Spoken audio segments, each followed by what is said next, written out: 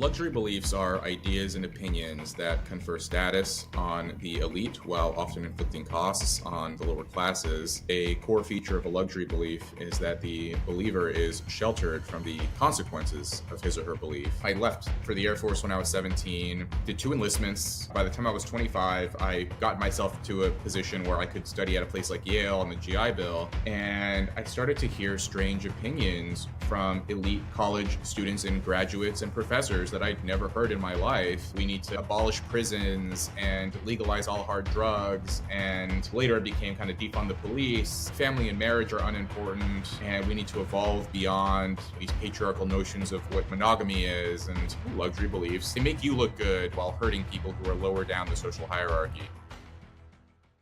Well, welcome to Open Book. I am your host, Anthony Scaramucci. Joining us today is an incredible author. His name is Rob Henderson, and the title of the book is Troubled. It is a memoir of foster care, family, and social class. And what a great book. I mean, it was a pleasure to read, great to learn. I learned a lot of socioeconomic things are wrapped into that book, including your personal story. But and I also know Drew Pinsky very well. Dr. Drew and I were on the Special Forces show together a few years back, and so I've been on his radio show a few times. But let's start with you. Why write the book? And then let's talk about your name. My name is Robert Kim Henderson. You know, all three of those names are important to your life story. So let's start with you. Why write the book? And tell us who Robert Kim Henderson is. Hey everyone, it's Anthony Scaramucci here with some straight talk. Let me tell you, we've got 85% of our viewers who haven't hit the subscribe button yet. What's up with that? It hurts. Listen, I made my career by going all in. Right now, only 15% of our viewers are part of our subscribed family. So please take action. This helps us book more amazing guests. Hit subscribe, join our community, and let's turn these numbers upside down. Now back to the show. Yeah, well, thanks, Anthony. Really great to be here. And I'm glad to hear that we have a mutual friend in Dr. Drew there. Well, I wrote this book in part to communicate to people segments of society that maybe not understand what's going on in foster care, in working class, blue-collar communities across the country. And yeah, my book can more or less be understood through the origins of my name, Robert Kim Henderson. So my first name, Robert, comes from my father, who I never met. The only information I have about him is his name from some documents from the social workers who were responsible for my case when I was in the foster care system in Los Angeles. And I was born in LA. My middle name comes from my birth mother, Kim. It was her name. She came to the US as a young woman, started studying, which is the reason why she moved to California, but then very quickly started to do drugs and make a lot of poor choices. And we were homeless for a time. We lived in a car. Eventually, we settled in this slum apartment in Westlake, which was kind of a rundown neighborhood at that point in the early 1990s. Eventually, some neighbors called the police. I was placed into the foster care system when I was 3 years old. And the police officers who came along with the social workers to take me into the system, they asked my mother, where's this boy's father? Because you're not in a position to care for him. And she said she didn't know who my father was. Although a couple of years ago, I did this 23andMe genetic ancestry test just to learn about that side of my family. So I knew my mom, she's Korean. I wondered, okay, well, I went my whole life just, kind of mixed race, Asian American, something like that. But I wanted to know, okay, well, what was that side of my family, my father's side? And the results of this 23andMe showed that I'm half Hispanic, so my father was Mexican. And, I read those results and I thought, well, it would have been nice to know that when I was applying for college. But, it ended up working out anyway. And so I spent 5 years in the foster system in Los Angeles, California, living in 7 different homes. I describe what those experiences were like in the early chapters of the book. Very difficult. kind of being torn from my mother and then moving to a different home every few months, different schools, different teachers, different foster siblings.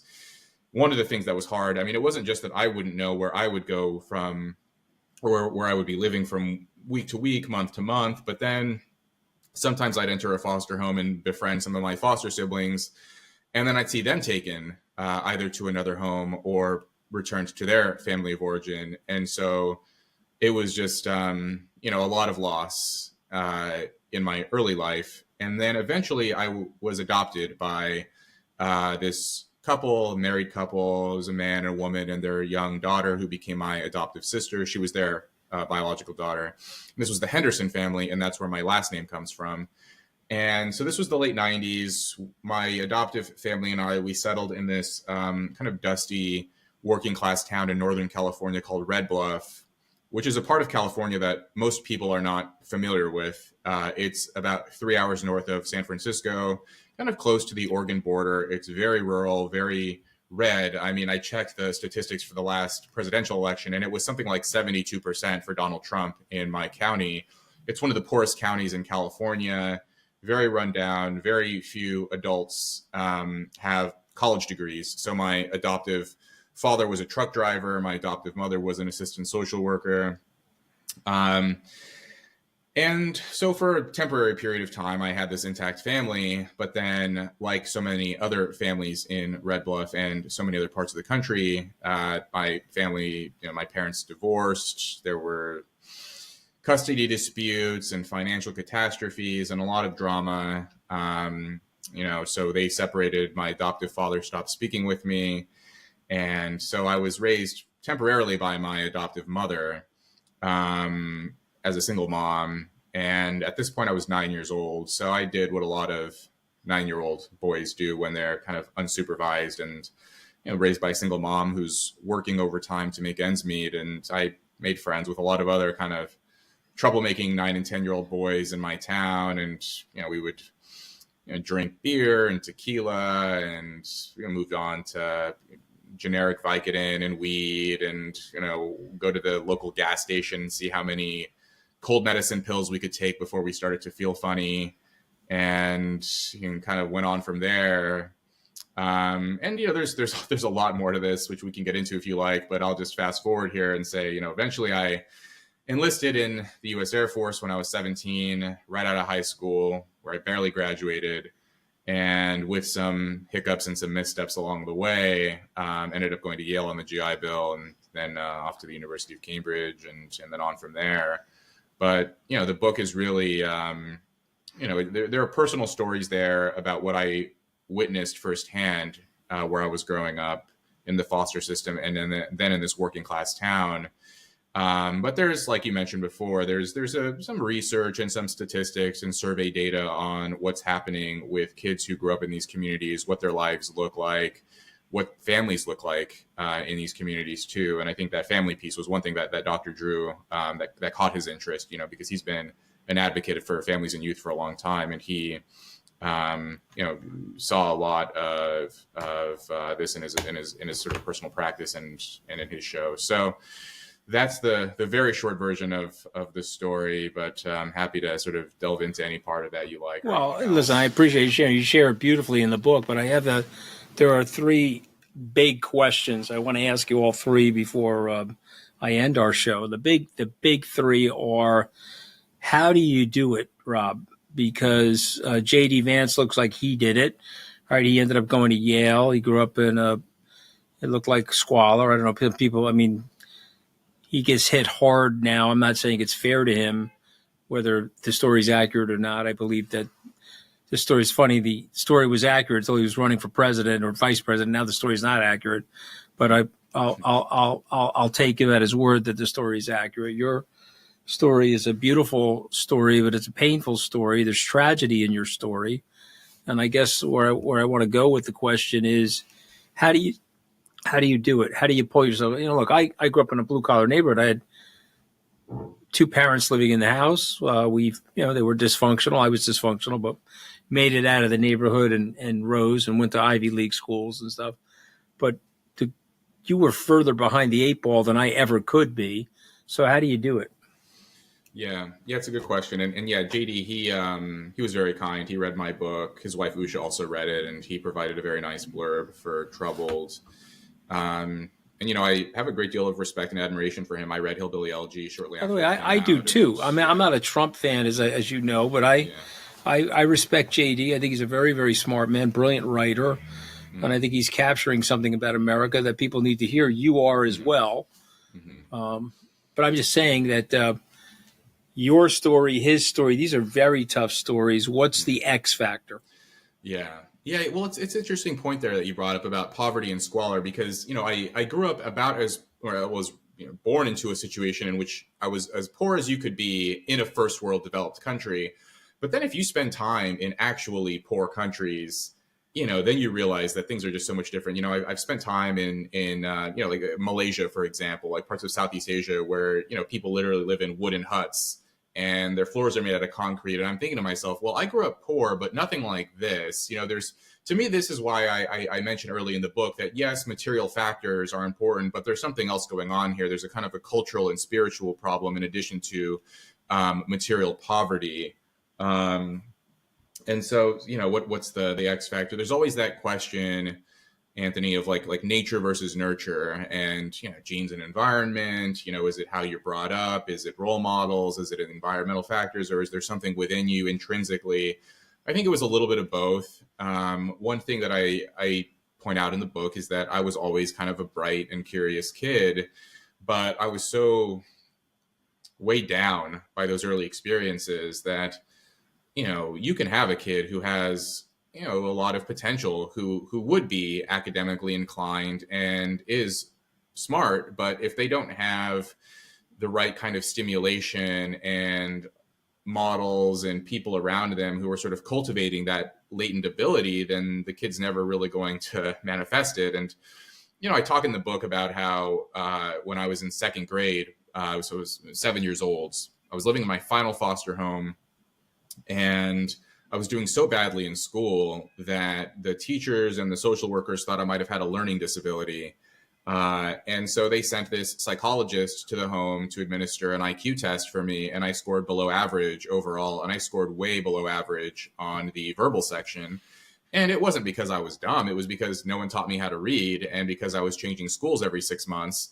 And there was no stability around me that would allow me to actually sit down and walk through the alphabet and how to spell out words and how to comprehend a story. And so, gradually over time, when I had periods of stability when I was a kid, shortly after the adoption, when I was raised by these two married parents for a time, my grades improved. I got third place in my school spelling bee. And then after the divorce, my grades plummeted again.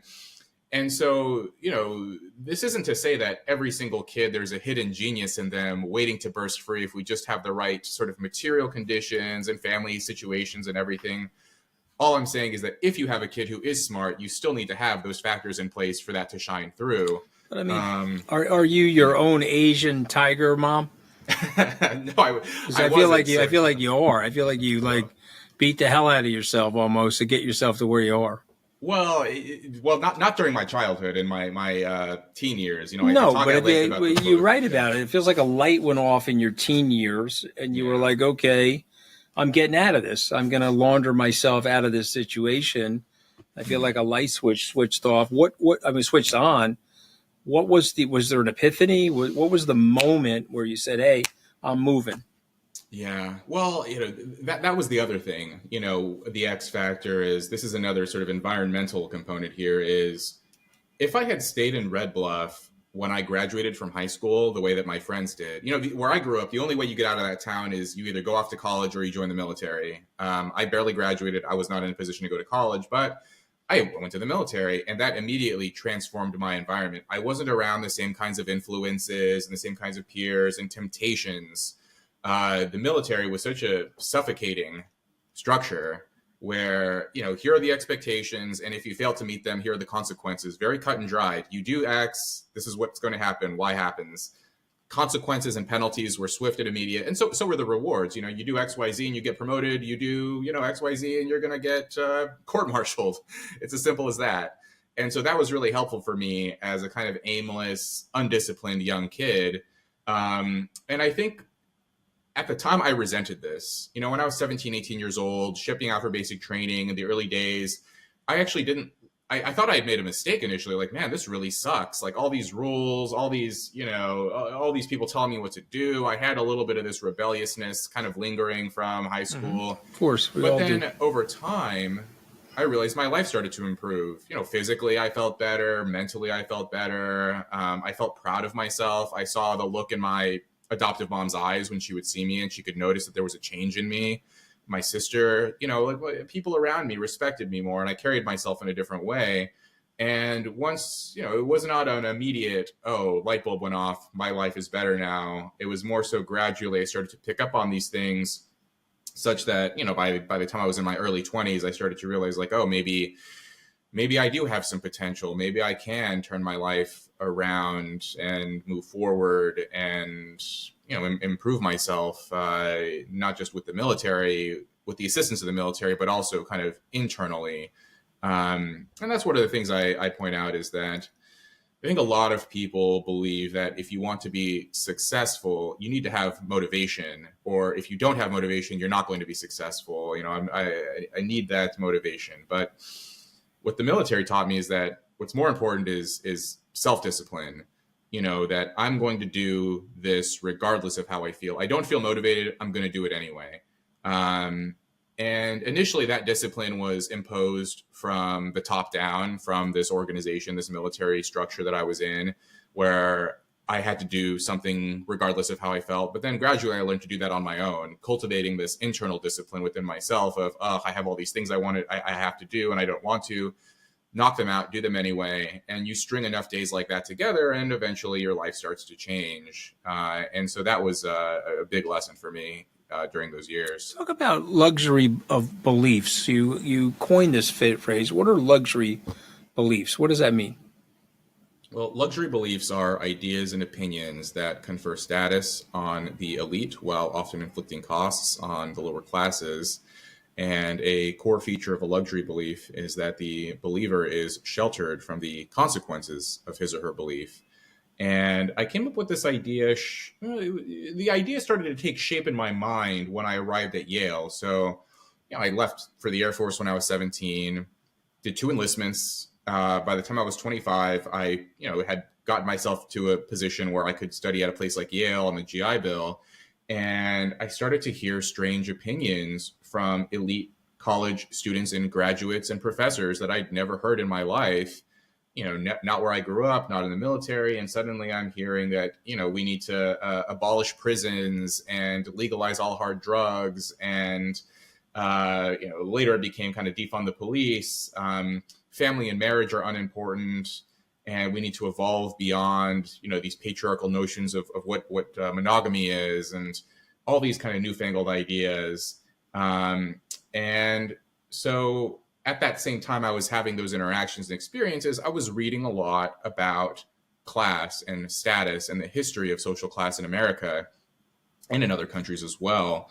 And, for me, this idea, it starts really, you can trace it back to 1899, where this sociologist and economist Thorstein Veblen wrote this book, The Theory of the Leisure Class. And Veblen pointed out in his day, the elites would exhibit their status with material possessions, with luxury goods, expensive tuxedos and top hats and evening gowns and pocket watches, monocles, and they would, show off these what they were wearing as badges of their social status. And then if you fast forward to the mid 20th century, sociologists, Pierre Bourdieu and others, they pointed out that a lot of elites would convert their economic capital, their money, into cultural capital or sort of expressions of their status. They would perform their status through the kinds of opinions that they had, the tastes that they had acquired. And at that point in the mid 20th century, it was like arcane and intricate knowledge about like wine and art and exotic locales, information that you would only have access to if you were educated at the right schools and had access to kind of, I hate this word, but like privileged sources of information that only people with money and status could acquire. And so my claim is that luxury beliefs are the latest manifestation of cultural capital. Luxury goods are status, or luxury beliefs are status symbols. And so in the book, I go through different beliefs and point out that a lot of these beliefs, like, for example, defund the police, there were surveys conducted in 2020 and 2021, which consistently found that the highest income Americans were the most in support of defunding the police, and the lowest income Americans were the least in support of it. You know, if you break it down by political orientation, white progressives were always the most in support of defunding the police, and Black and Hispanic Americans were always the least in support of it. And yet that became a popular, fashionable view for a time among our elite and our cultural tastemakers. And who suffers? It was poor and marginalized people, the very people that these elites claim to be wanting to help them, and wanting to champion these people and mitigate their plight. And instead, they're often making things worse. And we could go through different luxury beliefs if you like, but that's kind of the core of the idea, is that luxury beliefs, they make you look good while hurting people who are lower down the social hierarchy.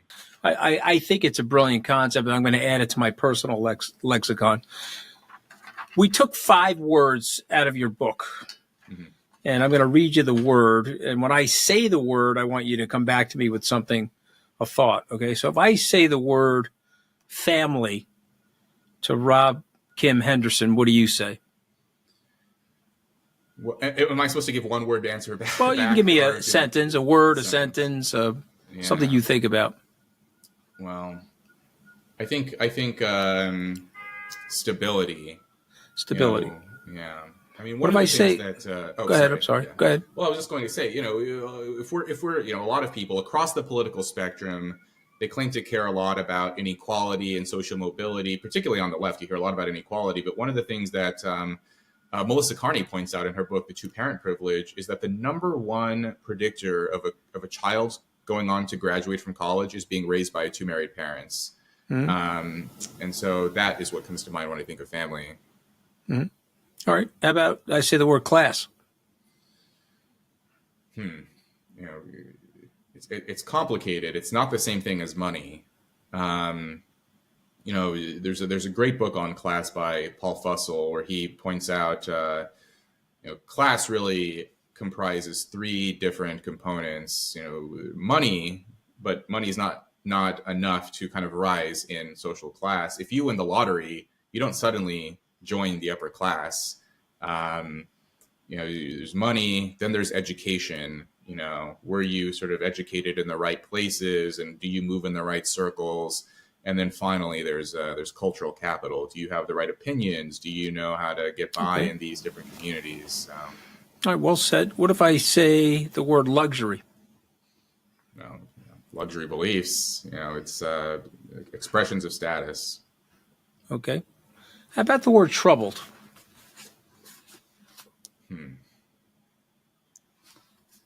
Yeah, I think of children and families. A lot of kids, a lot of families are in difficult circumstances. Yeah, I think of the word pain. After reading your book, if I hear the word troubled, I think of the word, there's pain in the word troubled. Yeah.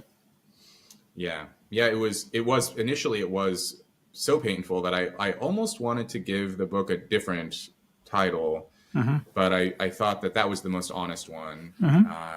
So I went with that. Oh, those are a great title. It's a great book.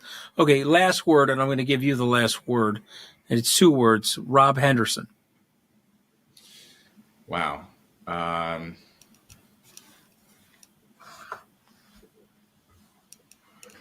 What comes to mind is transformation. I went through a lot of different shifts and periods, and there were a lot of reversals in my life, and I had to change myself, not because I wanted to, but because I had to. And I think a lot of people, surprisingly, a lot of readers write to me saying that they related to the book, which it shocks me, because I thought this story was, it's kind of peculiar. Most people don't know about the foster system. Most people don't, they don't go to these highly selective schools, and they don't have contact with these different parts of our society. But people still felt, everyone on some level has to change and adapt and move forward in their lives at some point or another. Well, you're a brilliant guy. You've written a phenomenal book. The title of the book is Troubled. It's a memoir of foster care, family, and social classes. So much content in here. I just want to thank you for writing the book, and I'm very grateful to have you on our show today. Thank you, Anthony. It's been an honor.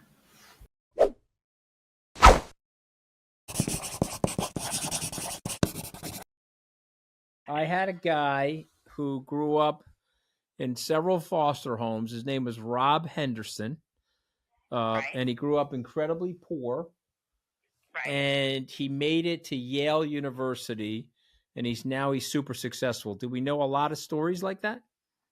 Yes. Okay. Yes. I can't say who, but I know someone that has worked around the clock who did not have much because the mother was not an even keel person. And because she was an even keel, she used to spend money on 37 pocketbooks. Mhm. And that made him very aggressive, and he works very, very hard and long hours to make it. But that can happen. But that can happen in America, right? Isn't that the beauty of America, Ma? Of course, that's American for Right. sure. Right. You can start with Absolutely. little to no money and make a lot of money if you're willing to hustle and have some integrity, right? But if they have a little bit of help from someone that's very kind, without saying names, that gives them the start and the ambition to do that. But you have to have the brain to want to do it, though, too. I mean, Right. God bless. You have to have the brain Well, to want to do it. this kid definitely had the brain. I really admire what he did. Of course. You're a pretty good example. You came from a middle-class family, and you ended up in Harvard, and you have millions or billions. All right, Ma. You don't want to give up my net worth here on the show, do you? No, but I wouldn't mind having a little bit of it. Oh yeah, and but you like your Maserati though, right? I love my Maserati. Maybe I got the nickname Mooch because of you. You want to mooch off some of my money? I am mooching off your money because Dad didn't leave me any money. All right. I am mooching off your money. Okay, Ma. All right, Ma. Let's not expose all the family's dysfunction to all these wonderful listeners, okay? Well, Let's keep the word fun and the word dysfunctional. I had a very savvy, I had two brothers. One was a saint, one was edgy. And my brother that was savvy used to say to me, you have to keep some of it to yourself, because the ones that tell you their life is perfect, that means their life is not perfect, because they wouldn't have to tell you about it. Yeah, right. Of course. I mean, that's why I try to keep. Every family has something. Yeah. That some people are smarter than me. I have exposed everything, but some people are smarter than me, and they hold it back. 100%. Totally agree with you. Thank you. All right. I love you, Ma. Thank you for joining. Love you too. All right. Thank you for having me. Okay. Love you, Ma. All right. Thank you. Bye. Bye. Hey, thank you for watching this episode. If you enjoyed this episode, here's another one right up here that you might like.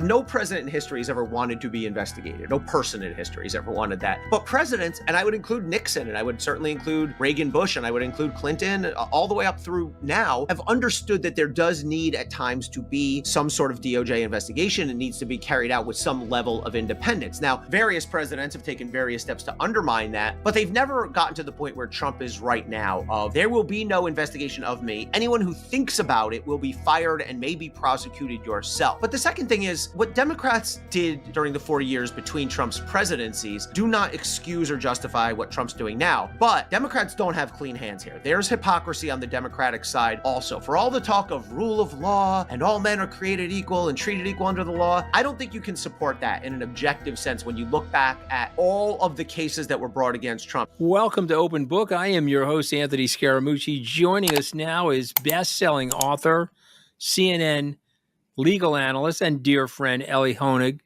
You know, Ellie, when you're a lawyer and you pass the bar, you have to take continuing education credits. Yeah. I feel like your books are continuing education for me. I mean, I'm learning more from your books than I did in law school. Yeah, good. Go ahead. I'm so glad to hear you say that. And by the way, I'm going to make a petition to the New Jersey and Pennsylvania bars where I'm admitted that I should get credit. Like, I shouldn't have to sit through some webinar. I wrote this book. That should count. I'm with you. There's a lot of content in here. Okay, so the title of your new book, and you wrote two great books prior to this one, but the title of the new book is When You Come at the King. inside DOJ's pursuit of the president from Nixon to Trump. And so obviously we know the other part of that cliche, when you come at the king, You best not you miss. better not miss. Yeah, exactly. And so you got some great stories in here. So it's always great to have you back on Open Book. You called the special counsels the ultimate test of American justice. Why did you write that? And why did you write this story right now when accountability for presidents, particularly President Trump, it feels more fragile than ever? So I think there's two reasons, Anthony. First of all, these cases are the most important cases that we've seen in this country over the last half century. I mean, there's a chapter basically for each of the main cases, from Watergate to Iran-Contra to Clinton and Ken Starr, all the way up through the Mueller, Hur, Durham, Jack Smith cases. And, we have just come through a period where we've had a glut of these. There was a point where we had 5 of them basically in about a half decade, which was historically unusual. And I thought, well, I think we need to get inside these cases, which I do in this book. I talked to 36 people who were actually involved in the cases: prosecutors, defense lawyers, witnesses, White House officials. And what lesson can we draw from it? And then the second thing, to your point, Anthony, it couldn't have come out at a better time.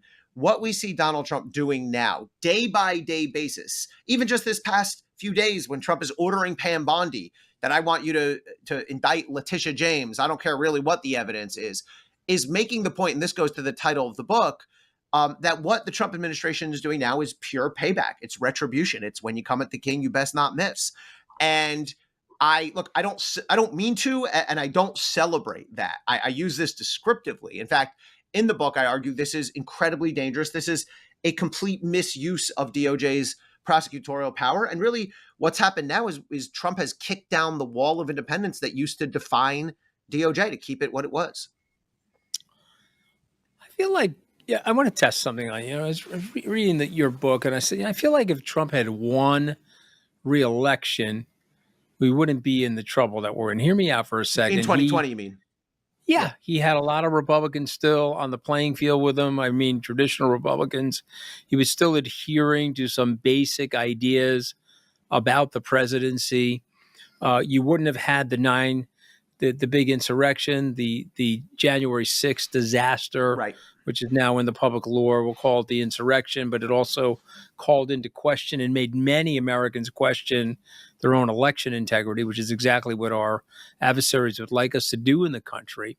I feel like if he just won, he would have served his 4 years very sloppily, lots of Twitter explosions and craziness, and it would have been over. It's an interesting now we have this sort of 10-year yoke over us. Am I wrong in thinking it's that? An interesting counterfactual, because for two reasons. One, if you compare Trump 2, which we're in now, to Trump 1, there's big differences. I mean, Trump 1, he did a lot of the things that you just talked about, Anthony. And my first book was about Bill Barr, his primary attorney general during those years, his second AG during those years. And, while Trump would have these temper tantrums and say, I want to see John Kerry indicted, I want to see Barack Obama indicted, Hillary Clinton, Andy McCabe, maybe you, Anthony. I don't know if he maybe fired one of those at you. It wouldn't shock me. He hasn't come for me yet. I'm too much of a piker, right, but right. I think if he wins the midterms, he's going to put some people in jail for sure. Right. So I think that's the next move. And that's jail time for some of these people. This was talk during the first term, but nobody did it. Bill Barr basically just ignored him, as did others, and nobody was indicted. But now Trump seems like he's serious, and he seems like in Pam Bondi, he has a person who's willing to do it. I think the second part of considering your counterfactual, what if Trump had won in 2020? I mean, I don't think all these criminal cases, they certainly would not have landed while he was president in this scenario from 2020 up through, January of 2025. There wouldn't have been a January 6th. Who knows, with the classified documents, he wouldn't have been a private citizen. So, and I do argue in the book, I want to make clear, the book is not some sort of anti-Trump screed. I'm critical of Trump and the way he's done this, but I'm also not afraid to be critical in the book of some of the things that were done to get Donald Trump. The Jack Smith chapter has some criticisms of Merrick Garland and Jack Smith. I don't argue that they were acting, in the same way that Trump is, but their hands are not clean either. There were things that they did that were inappropriate, that were clearly designed to go after Trump in a way you would not have gone after a normal person. So that brings the hypocrisy question. Again, these are questions I've been dying to ask you since I closed the book. So we rail on free speech, unless you're saying something that we like. Democrats and Republicans. Great op-ed today in the New York Times about that. Additionally, we don't want you to pick winners. I mean, we don't want you to tell you who's going to be the TikTok investors, but yet Democrats make an investment in Solyndra. It goes to zero. And there's whataboutisms now on both sides where, they go after each other in a way that I don't think they previously went after each other. Maybe I'm wrong.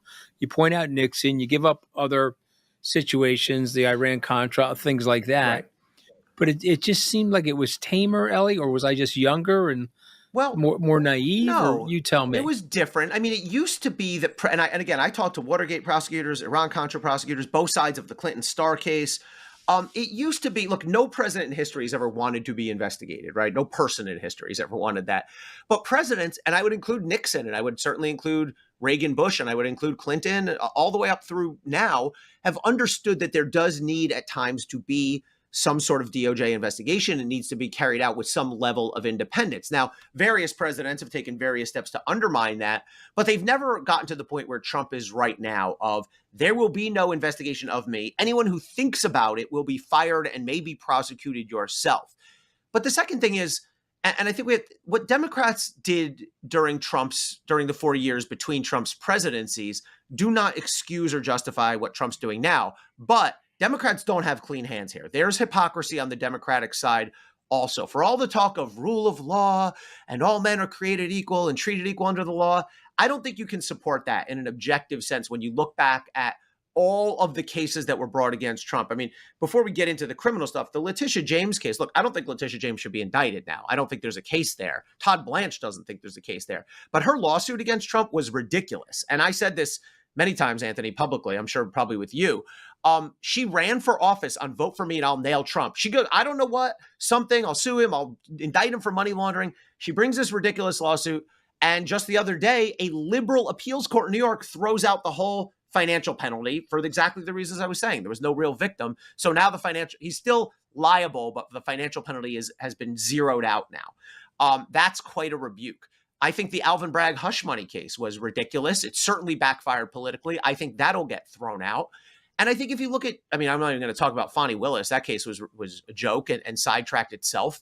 And then even if you look at Jack Smith, there are things that he did that you would never have done to anyone else. I'll give you one example. Jack Smith indicts Trump on January 6th, as he should have, in my view. But then Smith says, now Smith's up against this mad dash against the clock because he wants to try Trump before the 2024 election. But the problem is DOJ wasted so much time. It took him 2.5 years to indict this guy. So Jack Smith says, I want to try him 5 months from the indictment. 5 months from the indictment, Anthony. This is a case with $13 million pages of discovery. There is no physical way Donald Trump could exercise his right to effective defense counsel. They could not have gone through 13 million pages in 5 months. The average case, I looked this up in DC, your average gun drug case gets 2 years and 4 months, 28 months to prep for trial. And Jack Smith made a straight face argument. He needs to go to trial within 5 months. The reason was the election, of course, but he wouldn't say it. And so there was some disingenuousness and hypocrisy from Democrats as well. Now, that doesn't justify Trump firing back 10 times greater as he's doing now, but Dems can't claim clean hands here either. So was Archibald Cox, was he at Harvard Law School when you were there or he had already left? Are you kidding? Archibald Cox was taught in the 70s. I was born in 75. Okay. No, Archibald Cox was there when I was maybe there. He went back. I guess he went back. You're right. Yeah, he went back. Actually, back. I take back my little laugh there. He might have been there in 2000 when I was there. I don't know. Yeah, you're right. All right, well, anyway, he was there when I was there. He gave a big speech about the Saturday Night Massacre. So for the young listeners that don't know who even Archibald Cox is, tell us who Archibald Cox is. You wrote great stories about him and what is known as the Saturday Night Massacre. Tell us what that is. There's so much great color. So Archibald Cox gets brought in under political, Nixon's under political fire. He agrees to bring in Cox as the as the special prosecutor for Watergate. And I talked to two people who were on Cox's team. They were 30 and 26 at the time. Now they're in their 70s and 80s. Jill Wine-Banks and Jim Quarles. Cox was this venerated Harvard Law professor. Quarles had been his student. And the investigation was starting to make real inroads towards Nixon. And then on this Saturday night in October of 1973, he orders his AG, Elliot Richardson, to fire Cox. Richardson refuses. The deputy AG refuses. William Ruckelshaus, they both resign. So you lose your top two officials. And then Cox gets fired anyway. So those three all get decapitated. Jill Wine-Banks tells me a great story that I have in the book about how she experienced the Saturday Night Massacre. She was at a wedding. She said she couldn't get a day off for weeks and months at a time. Finally, that Saturday, she got to go to New York City for a family wedding. She comes back at midnight. This is before the era of phones. The desk clerk jumps out and hands her a message that says, "The office has been seized. Return immediately." So next morning, she goes down. It's a Sunday morning now. She's there. Quarles is there. The other prosecutors are there. And they don't know what's going on. They don't know. They know Archibald Cox has been fired, but they don't know if, are we fired? Is this continuing? And they're all sort of sitting there. The office has actually been roped off with police tape. And Cox comes in. I guess they let him back in. They never let him back in now. But at the time, they let him back in, I guess, to clear out his desk or something. And he comes into the prosecutors and he tells them, don't give him what he wants, meaning Nixon. You stay here and you finish the job. Robert Bork comes in. Robert Bork gets blamed a lot of times. I think it's unfair. I think actually Robert Bork was a hero in this because he stopped the bleeding and he made sure Leon Jaworski got appointed. A lot of the historians I spoke to actually agree with me. Jaworski becomes a special counsel and then ultimately leads to the subpoena, the Supreme Court case, and Nixon resigns. So, the Saturday Night Massacre, it's sort of miraculous, but because of the integrity and the courage of these prosecutors, the case carried on and led to Nixon's resignation. I'll tell you real quick, Anthony, a funny story that they told me that's in the book. There was a restaurant, which apparently is still there in D.C., across the street from their offices, which were near DuPont Circle, called Archibald's. And one day, Archie Cox, again, this very starched, patrician guy, says, "We should go to lunch there. That place is named after me. It's called Archibald's. That's my name." And they're like, "Yeah, Archie, that's a strip club. I don't think we should go there." So he should have gone there. It would have probably loosened him up a little bit. He was pretty uptight. When I was there. The interesting thing about Bork, this predated you a little, but when I was in school, constitutional law scholar Professor Lawrence Tribe was battling to block Robert Bork from getting on the court. Yeah, he was nominated by Ronald Reagan, and they successfully blocked him. From getting on the court. Well, and part of what was used against him, part of it was his ideology was deemed too extreme, but his involvement in Watergate. And I'll tell you something about the book. So we commonly look at Bork as the villain of the Saturday Night Massacre, right? The guy who came in and carried out Nixon's order. But if you do the research, both the AG, Elliot Richardson, and the deputy AG, both guys who resigned later, years later, said, "Oh, no, we asked Bork to do that. We begged him to stay because we knew the bloodletting had to stop at some point." There was actually no chain of command within DOJ after Bork. Bork had nothing to do with Watergate until this. And Bork felt misled later. And I asked Garrett Graff, who's a great Watergate historian, and he said, "No, I agree with you. I think Bork is misremembered. I think he was a hero." And I will tell you, since the book came out, I got a note from Robert Bork's son who said basically, "I thank you. Like, I feel like our father has not been remembered correctly through history." So, Bork was like this gruff guy with the goatee and everything, and he had very sharp conservative views. But when it comes to Watergate, he's miscast as the villain. But it's the early stages of villainization in our society, right? Yeah. Because that's what we do to each other. We two-dimensionalize people, Ellie, and we go hard. And so the left-wing media went hard at him. The right-wing media goes hard at George Soros. Yeah. Listen, I've been on Wall Street for 37 years, Ellie. George Soros was always looked up to on Wall Street. Yeah. You know who worked for George Soros? Scott Bessent, Stephen Mnuchin, Stanley Druckenmiller. So interesting, yeah.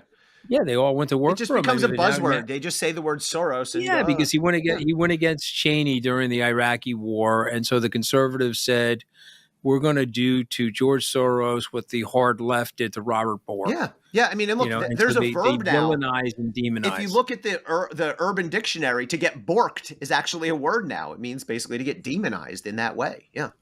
All right. Well, if I'm going to get borked, I'm going to wear protection, Ellie. Okay. I just want to let you know that. Okay. Let's go to what Robert Ray said to you. Everyone loves the idea of an outside prosecutor until one gets appointed at them. Right.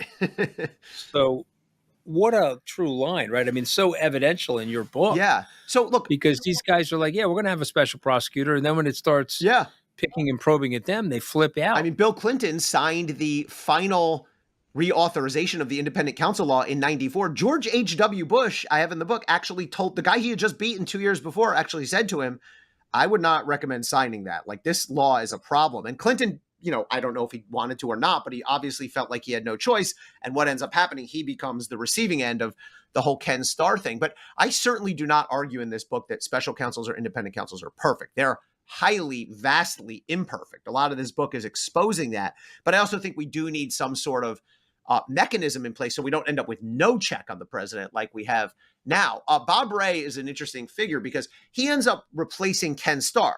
Ken Starr starts off with Whitewater, which is just these real estate deals in Arkansas. He's not getting anywhere. He gets some people around the Clintons, but not the Clintons themselves. And I talked to David Kendall in the book, who represented Bill Clinton, and Lanny Brewer, who was a White House lawyer at the time. And they both said he was just hanging on, waiting for something. And then Monica Lewinsky emerges like manna from heaven for him. I actually also talked to a guy named Saul Weisenberg, who was Ken Starr's number 2. Starr died a few years ago. And Saul was very candid. He said, I was on a detail that was supposed to run out in February of 98.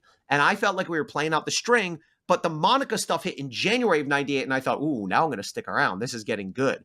So, of course, it all spins vastly out of control, becomes an impeachment, becomes ridiculous. They're horrible. Both sides are horrible in their treatment of Monica Lewinsky. And it ends up basically killing the independent counsel law because both sides hated it. I mean, Clinton survives the impeachment. He leaves with a record high approval rating. Democrats hate it. Republicans hate it. And it lapses. But anyway, Bob Ray takes over the case at the very end, the last year or so. And he was in an interesting position because by this point, everyone was done with this case. The impeachment was over. And Bob said to me, but we still had a problem. We had to decide if we're going to prosecute Bill Clinton for perjury. And I said, you're kidding me. There's no way you would have indicted him. Bob goes 95% of the way in the book to saying that he would have if he had to. He said to me, all the pieces were in place. But Bill, he ends up having this, and I detail this in the book, a dramatic not one-on-one, but face-to-face meeting with Clinton in the map room of the White House, like 20 days before Clinton leaves office, and says, we need you to admit that you were untruthful. We need you to pay a fine, and we need you to lose your bar license. And basically, Clinton agrees to that on his last day in office. But Bob Ray basically makes clear to me that if Clinton had not agreed to that, he would have indicted. And I said, Bob, you would have lost. You would have lost in 2 seconds. And he goes, maybe, but I felt like I was going to do what I have to do. But Bob understands that the idea of a special counsel is lovely in theory until you're on the receiving end of one. So let me ask you this, because I've another big question for me.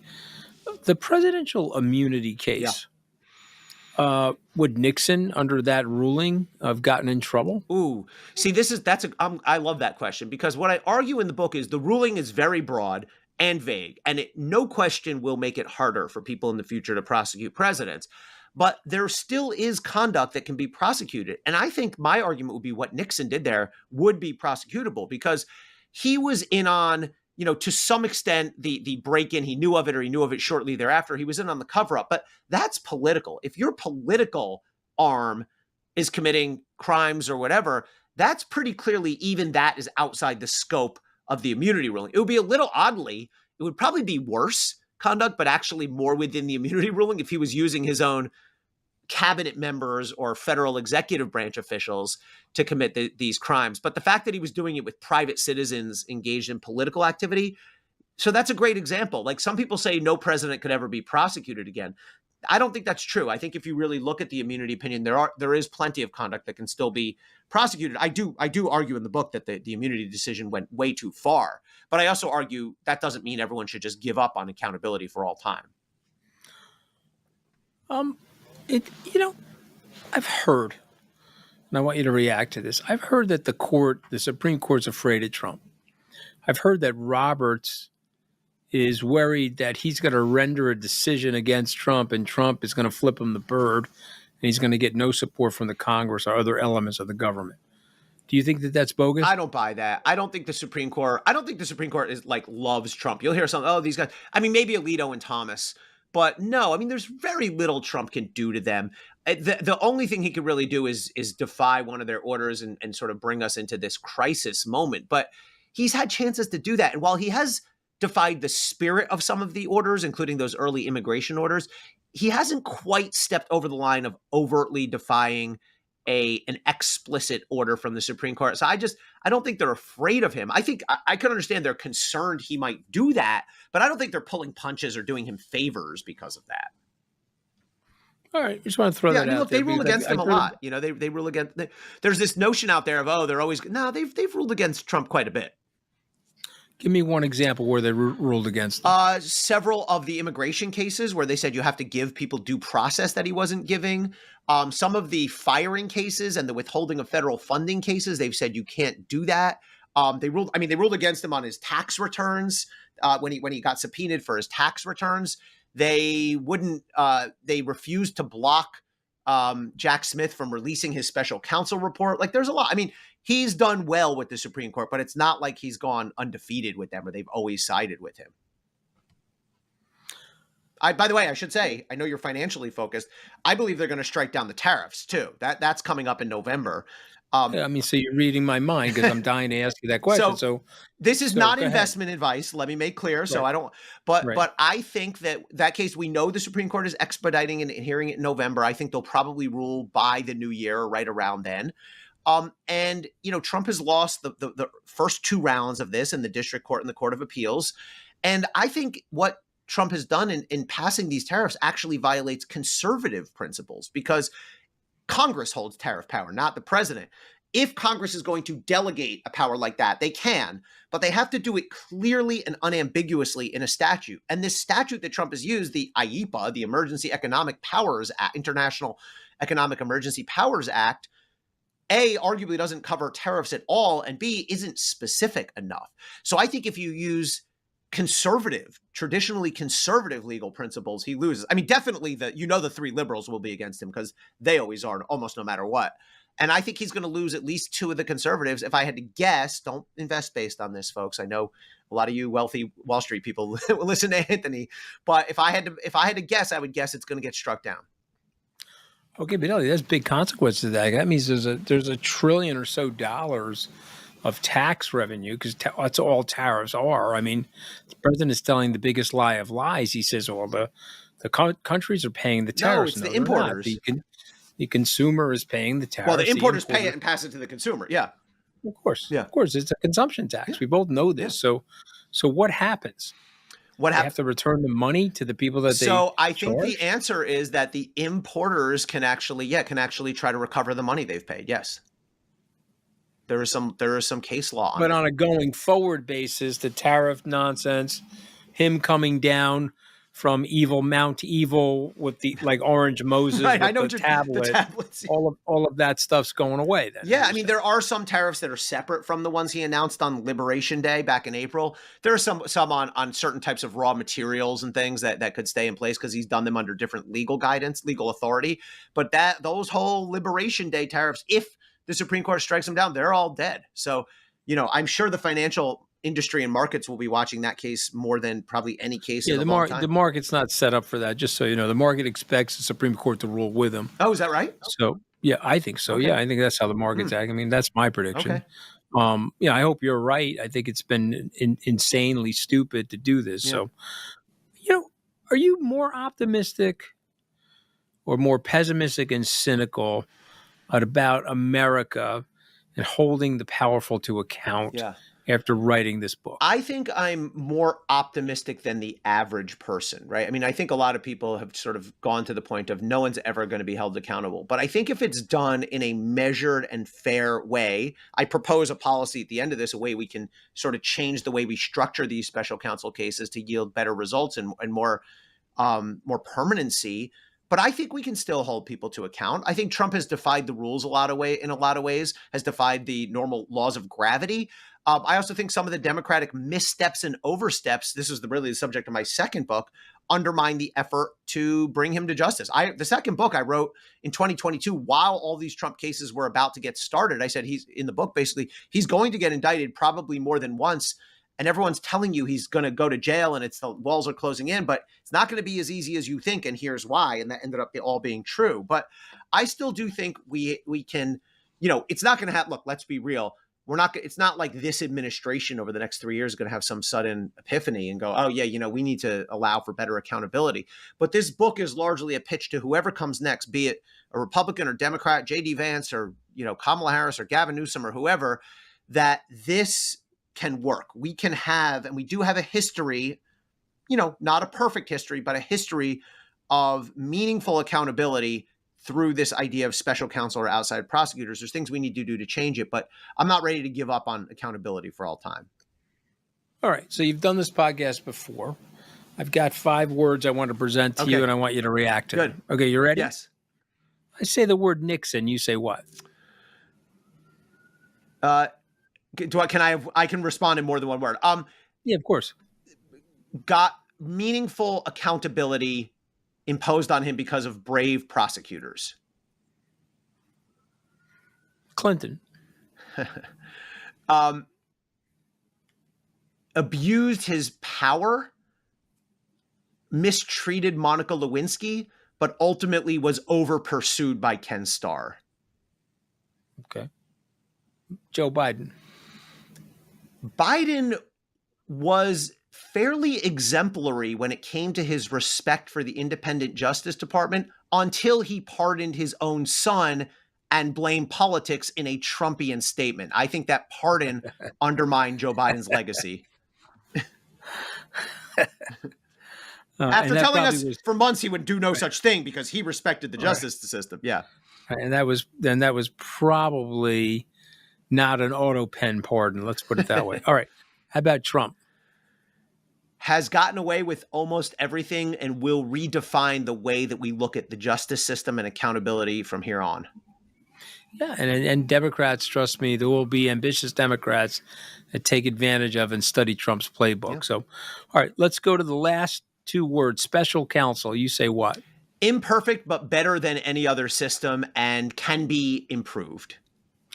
I learned that from you, actually. I didn't really understand the mechanisms of it, but you have to do that. I guess I'm wondering if the whole Justice Department at this point should be a special counsel, meaning well, look, should it get moved out of the executive branch? I don't know where you put it. I'm not saying you could put it in the judicial branch, but you got to get it away from the powers that be, particularly if they have to examine at times the powers that be. And that's sort of my proposal with respect to special counsel, that it needs to be more insulated, but you also can't be politically unaccountable. We can't have prosecutors doing whatever they want with no consequence.